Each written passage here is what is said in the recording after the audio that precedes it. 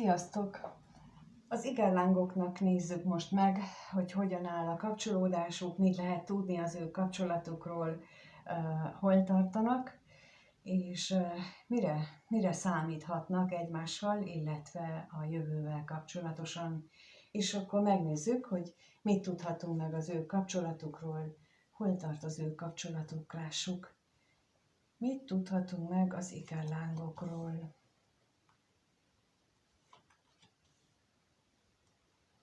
Milyen az ő kapcsolatuk most?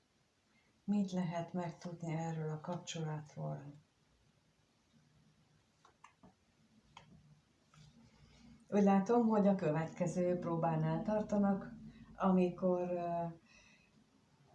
a beteges ürességgel és az értéktelennek érzem magam érzéssel küzd egyik vagy mindkettőjük, és talán valamelyikben, vagy mindkettőjükben ott van bent az a remény, az a vágy, hogy itt megújulhatnak a szokásaik, vagy megújulhat a kapcsolatuk, illetve az, ahogyan együtt megélik ezeket a dolgokat.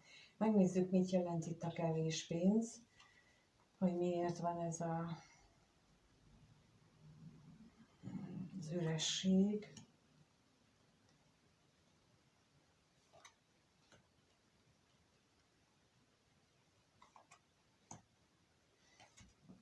Lehetséges, hogy az egyikőjük párkapcsolatban van, és akkor az a párkapcsolat, mint egy béklyó fogja körül őt,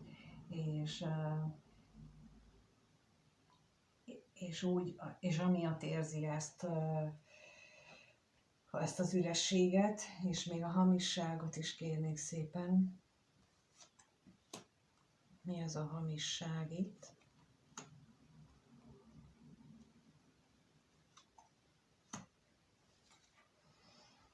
Az a hamis, hogy abban reménykedik, hogy a múlt visszatér, és valahol ő betegesen ragaszkodik ehhez a hamis valósághoz. És itt azt érzem, hogy olyanoknak szól ez, aki egyikőjük vagy mindkettőjük párkapcsolatban él, leginkább, vagy van legalábbis egy olyan kapcsolódás, olyan kötelék az életükben, amiből ezt a tapasztalatot vonták le, amiről az előbb beszéltem, és hogy ők most tulajdonképpen ezt az elbizonytalanodási szakaszt élik meg. Itt mondanám el, hogy azért én is olvasgatok mindenféléket, és például legutóbb olyat olvastam, hogy egy olyan cikket, hogy ne aggódjatok, ikerlángok, majd 2026-ban vékonyodik a fal, meg hogy nyílik egy új kapu, és akkor majd egy egészen más szakasz jön. Ez az én tudásom alapján ez nem ilyen módon, tehát nem abban az értelemben igaz, ahogyan ezt így a cikk alapján, vagy ahogyan elhangzik, az alapján lehet tudni. Az ikerlángoknak nem azért találkoznak, hogy ők minél előbb összekerüljenek. Nem ez a legfőbb feladatuk, amit olyan gyakran el szoktam mondani, ezért nem is nagyon lehet arra számítani, hogy ilyen őrült nagy könnyítéseket kapnak. Könnyítéseket olyan módon kaphatnak, hogy energiákban nagyobb lesz a belső feszítés, a nagyobb kényszer, hogy nézzünk szembe azokkal, amit le kell győznünk, és ha valaki már eljut arra a szintre, hogy ő magában legyőzte, de vannak még ténylegesen külső körülmények, például egy meglévő kapcsolat, és az ikerláng bármelyik tagja már megfejlődte, vagy legalábbis mind a kettőből megfejlődte már azt a minimum szintet, akkor beavatkoznak az égiek, és akkor a meglévő kapcsolatot úgymond megszüntetik, de az nem azt jelenti, hogy kollektíven, azt egyénileg. És én azt gondolom, hogy amikor valakik ilyeneket írnak le, hogy majd akkor nyílik egy kapu, és könnyebb lesz, és csak azzal vagyunk elfoglalva, hogy majd várjuk ki, akkor ez pontosan ellentétes magával egyik ellenkapcsolódásnak a céljával, és hosszabb és nagyobb szenvedésbe víz bele. És mindenkinek felelőssége. Tehát aki ikellán kapcsolódásban van, akikkel én beszéltem, mindenki tudja, hogy az egy új ént mutatott meg a számára, amikor belép a ragyogás állapotába, és ez tovább fokozható, amikor már olyan szinten van, hogy előjönnek azok a képességei, mint nekem is így ez az olvasás, és az, hogy érzékelem az energiákat, és még sok minden mást is, ez így pillanatok alatt működik. De ezt az égiek adják, és ugyanilyen módon el is veszik. Ezt akkor adják, amikor már megfejlődünk egy szintet. És ezt ezért innen tudom egyébként a velük való kommunikációból, hogy nincs olyan, hogy csak azért, mert ő nehéznek éli meg ezt a kapcsolatot, akkor majd jaj, szegény, majd sajnálgatjuk. Ez egy nagyon gyarló emberi szokás, hogy sajnálgatunk másikat. Tulajdonképpen, ha megnézitek az állatvilágot, ott sem ez működik. És az a természettörvény, ami egyébként a normál emberi életre is igaz, az az állatvilágban megfigyelhető, és itt ebben a kapcsolatban meg azt látom, hogy itt szenvedés van az emberi szokások megélése miatt. Na és akkor megnézzük egyébként, hogy ők hogy gondolnak egymásra, miközben ilyen nehéz szituációk zajlanak. Hogyan gondolkodnak, hogyan vélekednek ők egymásról. Lássuk azt, hogy hogyan gondolnak egymásra. Kettőt kérünk szépen. Először a férfi kellánk, hogy gondol a nőre. Mit gondol róla? És a nő a férfiről.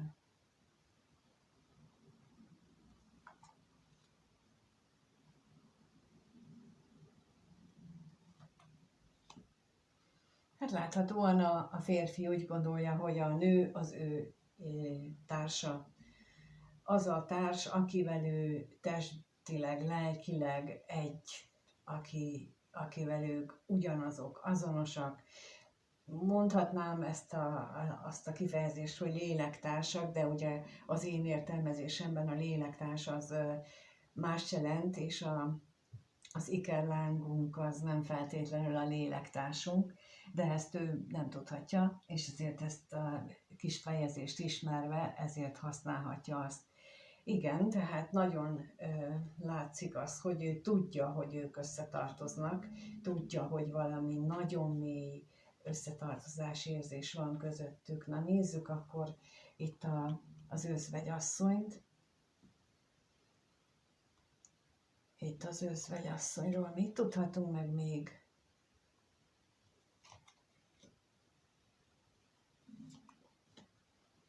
És a lelkészről is.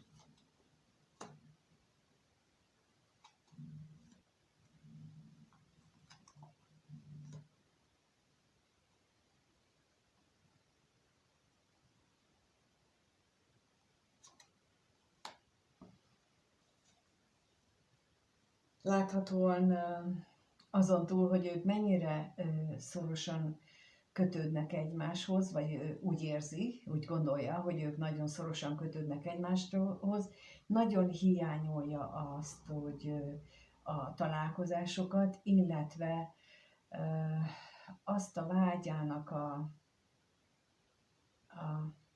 kielégítetlen vágyát, amit ő ezzel kapcsolatosan megél. És vannak itt férfi nézők is, és nők is, és beszéltem már tudatosabb férfi nézővel is, aki ikellán kapcsolódásban van, ugyanúgy írja le ő is azokat a jellegzetességeket, mint a nők, és ugyanúgy éli meg. Ez nagyon-nagyon különleges a számomra, és köszönöm, mert hogy ráadásul így akkor a férfi oldalról a tudatosabb és a kevésbé tudatos részről is kapok visszajelzéseket, és azok azt igazolják, hogy amit én gondolok és tudok, az valóban úgy működik. És itt is azt látom, hogy ő nagyon hiányolja. Tudja, hogy összetartoznak, elképesztő vágyak vannak közöttük. Ahogy én megfogalmazom ezt, ez a vágy, vagy amire alapszik, ez a megtapasztalás, az egy bepillantás eredménye a mennyországba. Tehát, hogy ők megtapasztalták azt, hogy milyen lehet a mennyországban, és arra vágyakoznak újra, és ennek a hiányától szenvednek, legalábbis itt a férfi. A női Michellang kicsit csalódott, úgy érzékelem. Talán itt várt valamilyen új szakaszt, egy újraindulást, de olyan, mintha nem következett volna be, vagy nem következne be, kinél múlt idő, kinél még jelen vagy jövő, nézzük akkor a kevés pénzt.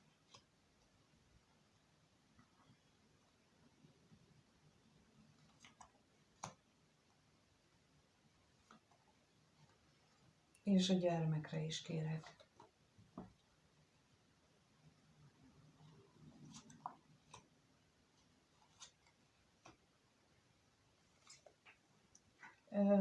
Lehetséges, hogy itt azon túl, hogy csalódott, itt különböző okokat sorakoztat fel, például az, hogy amit az előbb is láttunk, hogy van a másiknak, valamelyikőknek van meglévő párkapcsolata, és amellett ki kell tartani, és lehetséges az, hogy belső küzdelmeket vív egyik vagy másik, vagy mindketten, de az Michellang kapcsolódásnak a legnagyobb és a legnehezebb feladata az, hogy külön válasszuk az isteni energiákat, és annak a megélését, arra való rálátást, és a hétköznapi dolgokat, és ez nagyon-nagyon nehéz. Na de megnézzük akkor, hogy milyen érzések vannak bennük, milyen érzések vannak bennük egymás iránt, mit éreznek ők valójában egymás iránt. Kettőt kérek megint, először a férfi mit érez a nő iránt, és a nő mit érez a férfi iránt.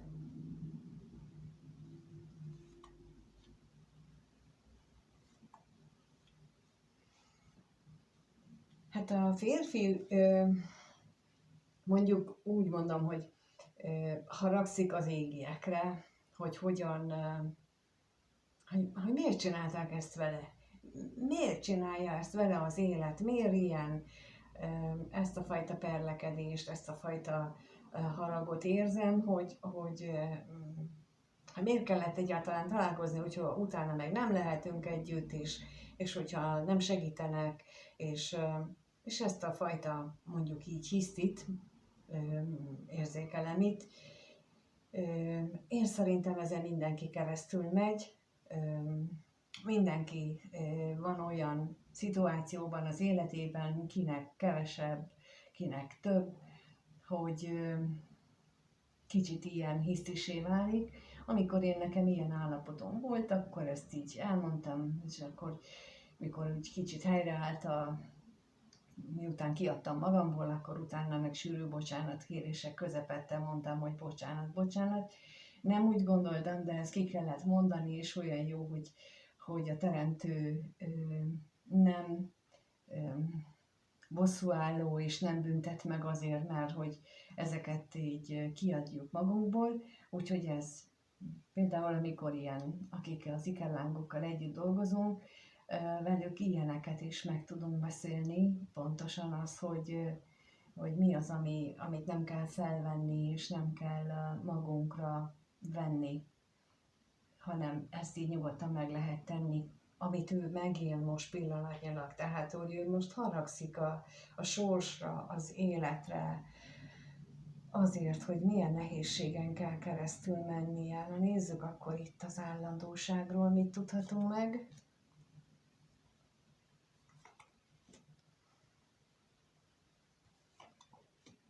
És a bosszúságra is kérek.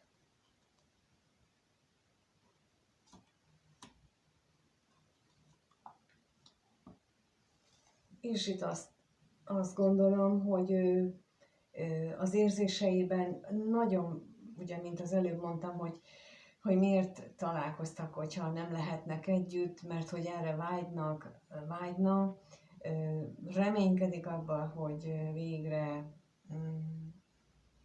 a nehézségek, az akadályok azok megszűnnek, tehát hogy ilyen bizakodó érzést érzékelek itt azért. Nem, az előbb is láttuk, hogy ő valahogy tisztában jött azzal, hogy itt hogy ő lelkileg teljesen kötődik, kapcsolódik ehhez a nőhöz, és most olyan, mintha bár haragszik a sorsra, hogy ilyet kell megélnie, de mégis itt van a bizakodás, és akkor itt most visszautalok arra, hogy igen, nyugodtan ilyenkor meg lehet tenni azt, hogy kihisztisszük magunkat.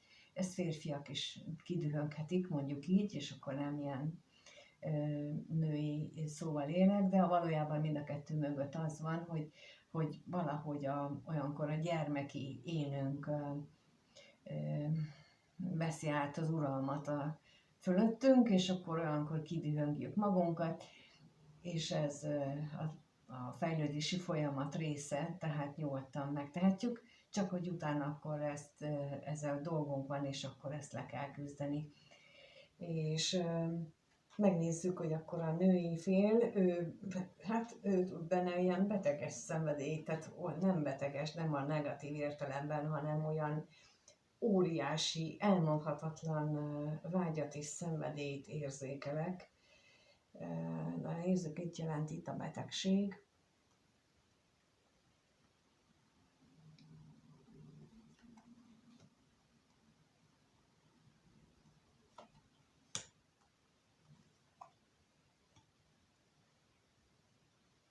És a szerencsétlenségre is kérek.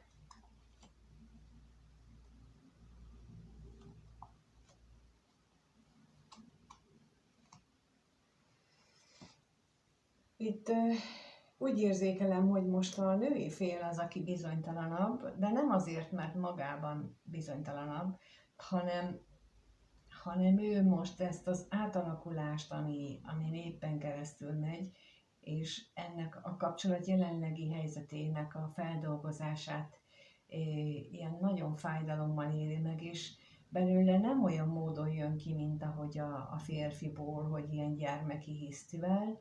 Talán az is lehet, hogy ő már ezeket a gyermeki sérüléseket kidolgozta magából, vagy legalábbis egy részét, de mégis ott van benne ez a fájdalom, ez a bizonytalanság, a változástól való félelmek, ugyanakkor pedig tudja, hogy ki kell tartania, tudja, hogy itt ez a kapcsolat egy hatalmas érték a számára, és tudja, hogy ez a folyamatnak a része. És itt mindkettejükben ott van ez a egymás iránti ragaszkodás, a szeretet, de itt akik ikerláng kapcsolódásban vannak, azt tudni kell, hogy ez egy teljesen normális állapot, hogy időről időre lecsökken a rezgésszint, és ezt föltornászni újra, és amikor én azt tapasztaltam, hogy amikor lecsökken így a rezgésszintünk, bármi történik, akkor tudunk ilyen reakciókat kiadni. A lényeg az, hogy ne arra a szintre csökkenjünk le, ahonnan valamikor indultunk, hanem egy pici ingadozás az lehetséges, de tulajdonképpen a nagyobb ingadozások ilyen kapcsolatban, vagy legalábbis ahogy érzékelem, hogy ők itt hol tartanak, itt már nem annyira célszerű. És akkor megnézzük, hogy mire számíthatunk, hogyan alakul a kapcsolatuk a következő 1-2 hetes időszakban, tehát mire számíthatunk ebben az ikerlán kapcsolódásban, hogyan alakul, mit tudhatunk meg róla, mit tudhatunk meg, hogyan alakul ez a kapcsolat.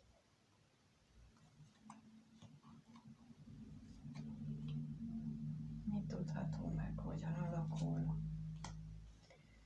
Nos, hát a múlttal kapcsolatos bizonytalanság, lehet, hogy egyikőjük vagy mindkettőjük elkezdi átgondolni, hogy valóban annyira értékes-e az, amit a korábban gondoltak. Nem a kettejüket érzem én. Tehát nem a közös múltjuka, hanem az ő mindegyikének a saját múltjával kapcsolatosan történik meg itt a elgondolás, főleg azért, mert ott itt január-februárban olyan isteni segítségek érkeznek majd, amelyek pontosan erre késztetnek bennünket, mint ahogy az elején is mondtam,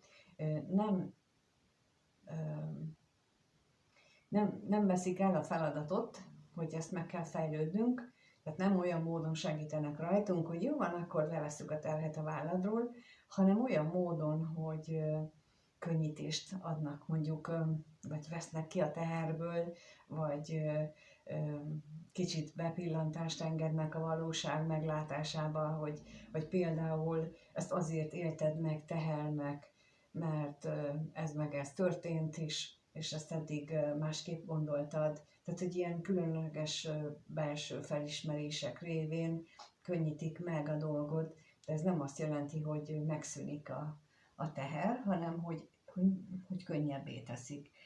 És pontosan talán ennek a hatására lehet az, hogy itt a kapcsolatot már nem annyira veszettnek érzi meg vagy érzik meg ők, tehát nem annyira elképzelhetetlennek, bár félnek, a félelem itt meg lesz attól, hogy mégsem jól alakulnak a dolgok. Nézzük akkor a féltékenységet, hogy miért félnek, mi az, amitől félnek.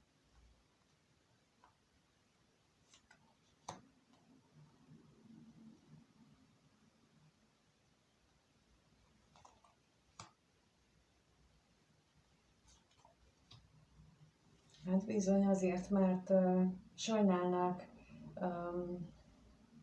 ha elmenne ez a kapcsolat, tehát hogyha maga az egész kapcsolat megszűnne, itt akármilyen nehézségek is jönnek közben, még a veszteségre is kérek.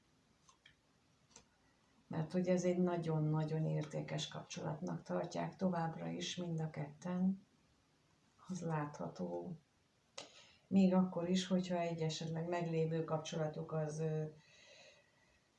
az hát kezd kiüresedni, illetve akár az is lehetséges, hogy nézzünk másképp a múltra energiának a hatására, másképp látják meg a régi meglévő kapcsolatukat, mint ahogy eddig látták, és ez nagyon hát kijózanítólag tud hatni. De ugyanakkor őszintén szóval mindig félünk attól, hogy mit találunk a dobozban, a bezárt szekrényben, a sötét szobában, tehát mindegy, ahova már régen nem lépett be senki, ahova régen nem kukucskáltunk be, nem tudjuk, hogy mi vár ránk ott, akkor attól ez teljesen normális emberi reakció, hogy félünk, hogy mire számítsunk ott. Ő bennük ez a félelem látszik, de nem azt jelenti, hogy ez visszatartaná őket, sokkal inkább azt jelenti, hogy ez egy nagyon szép következő lépés lesz a kapcsolatukban, illetve ebben az ikerlán kapcsolatban, amit most itt láttunk. Köszönöm, hogy itt vagytok, és köszönöm, hogy megnézitek. Kérlek, írjátok meg a véleményeteket mindarról, ami ezzel kapcsolatban eszetekbe jut. Köszönöm a lájkot, a megosztást, ha nem vagytok még feliratkozva, a feliratkozásokat. Az elérhetőségemet megtaláljátok a leírásban, és amíg nem találkozunk, addig kívánok mindenkinek minden jót, ehhez az úthoz kitartást, türelmet és bátorságot, mert ez egy nagyon szép út, és nagyon, nagyon jó. Minden jót kívánok, sziasztok!